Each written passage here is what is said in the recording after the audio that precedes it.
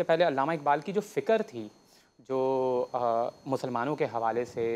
اور ایک انقلاب برپا جو آپ کرنا چاہتے تھے، میں چاہوں گا کہ آپ اس حوالے سے ان کی فکر کو اجاگر کیجیے گا۔ بہت شکریہ فرید صاحب، آپ کی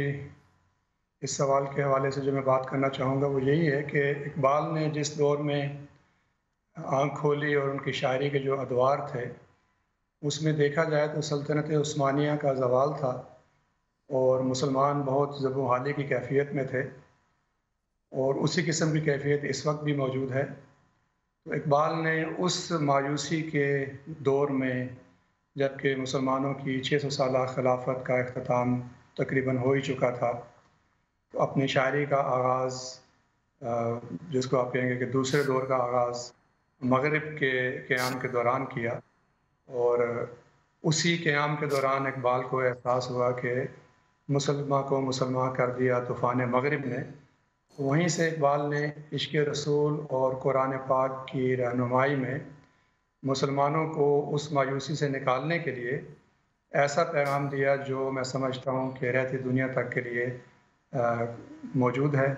اور اس میں ہمارے لیے ہر دور میں رہنمائی موجود ہے۔ اقبال کی فکر اصل جو ہے وہ مسلمانوں کے لیے ہے، اور خاص طور پہ مسلمان نوجوان کے لیے ہے، اور ہمیں اسی فکر کو لے کے چلنا ہے کہ کس طریقے سے آج کا مسلمان نوجوان، خاص طور پہ جس میں خواتین بھی آتی ہیں، ہماری مائیں بہنیں بیٹیاں بھی آتی ہیں، جی، اور نوجوان بچے بھی آتے ہیں، ان سب کو کس طریقے سے اپنے آپ کو دین کے ساتھ جوڑ کے اپنی روایات کو قائم رکھتے ہوئے نشت ثانیہ کا وہ سفر جو ہے اس کو دوبارہ آغاز کرنا ہے، اور اسلام کے عروج کی طرف قدم بڑھانے ہیں، جس کے لیے سب سے اہم فلسفہ جو اقبال کا ہے وہ خودی کا ہے، اور ایک شاہین کی صورت اقبال اپنے نوجوان کو دیکھنا چاہتے ہیں۔ جب تک عشق اور خودی، یہ دو عناصر کسی مسلمان میں موجود نہیں ہوں گے اور اس کو وہ پروان نہیں چڑھائے گا دین اسلام کی تعلیمات کی روشنی میں اور اقبال کے